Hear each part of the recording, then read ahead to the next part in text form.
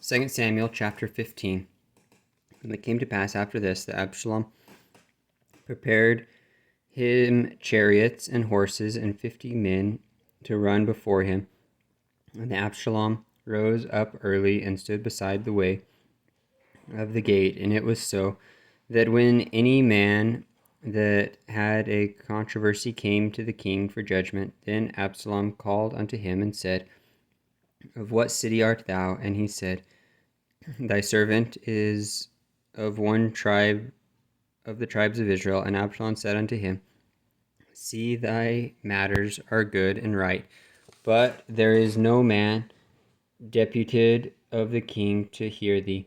Absalom said moreover, Oh, that I were made judge in the land, that every man which hath any suit or cause might come unto me, and I would do him justice. And it was so that when any man came nigh to him to do him obeisance, he put forth his hand and took him and kissed him. And on this matter did Absalom to all Israel that came to the king for judgment. So Absalom stole the hearts of the men of Israel. And it came to pass after 40 years that Absalom said unto the king, I pray thee, let me go and pay my vow, which I have vowed unto the Lord in Hebron. For thy servant vowed a vow when I abode at Jeshurun in Syria, saying, If the Lord shall bring me again indeed to Jerusalem, then I will serve the Lord. And the king said unto him, Go in peace. So he arose and went to Hebron. But Absalom sent spies throughout all the tribes of Israel, saying, As soon as ye hear the sound of the trumpet, then ye shall say, Absalom reigneth in Hebron. And with Absalom went 200 men out of Jerusalem that were called, and they went in their simplicity, and they knew not anything. And Absalom sent for Ahithophel the Gilonite, David's counselor, from his city, even from Galoah, while he offered sacrifices, and the conspiracy was strong, for the people increased continually with Absalom.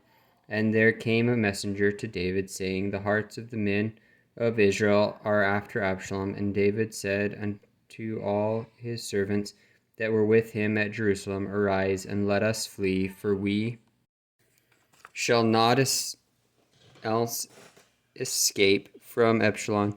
Make speed to depart, lest he overtake us suddenly, and bring evil upon us, and smite the city with the edge of the sword. And the king's servants said unto the king, Behold, thy servants are ready to do whatsoever my lord the king shall appoint. And the king went forth, and all his household after him. And the king left 10 women, which were concubines, to keep the house. And the king went forth, and all the people with him, and tarried in a place that was far off, and all his servants passed on beside him, and all the Cherethites, and all the Pelethites, and all the Gittites, 600 men, which came after him from Gath, passed on before the king. Then said the king to Ittai the Gittite, Wherefore goest thou also with us? Return to thy place, and abide with the king, for thou art a stranger, and also in exile, whereas thou comest but yesterday. Should I this day make thee go up and down with us, seeing I go whither I may? Return thou, and take back thy brethren. Mercy and truth be with thee. And Ittai answered the king and said, As the Lord liveth, and as my lord the king liveth, surely in what place my lord the king shall be, whether in death or life, even there also will thy servant be. And David said to Ittai, Go and pass over. And Ittai the Gittite passed over, and all his men, and all the little ones that were with him, and all the country wept with a loud voice, and all the people passed over. The king also himself passed over the brook Kidron, And all the people passed over towards the way of the wilderness. And lo, Zadok also and all the Levites were with him, bearing the ark of the covenant of God. And they set down the ark of God, and Abiathar went up unto till all the people had done passing out of the city. And the king said to Zadok, carry back the ark of God into the city. If I shall find favor in the eyes of the Lord, he will bring me again, and shew me both it and its habitation. But if he thus say, I have no delight in thee, behold, here am I, let me do him do to me as seemeth good unto him. The king said also to Zadok the priest,